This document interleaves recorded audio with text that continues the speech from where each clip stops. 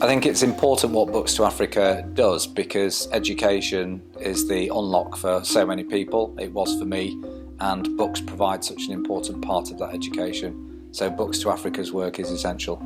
To give people books and the opportunity to read and learn about different things is just so important when they might have not had that opportunity otherwise.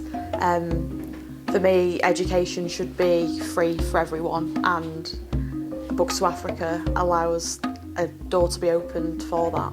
So Books2Africa are providing books and much needed like stationery and equipment to different communities in Africa, but I'm really passionate about the children and education system in Africa. So growing up in Nigeria myself, I could see like the gaps and where it was needed for things like just stationery and people not having enough books and being able to read or do certain assignments. So some of my classmates and things like that. So it was it was a key pain point that I noticed growing up. So yeah, I'm definitely very passionate about what they're doing here.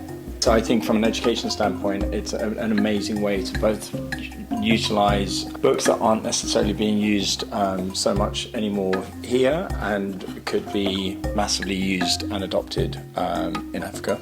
So that's one part. And the second is, I think there's over 16 million books per year that are sent to landfill in the UK, and they could be applied to much greater use in parts of all over Africa.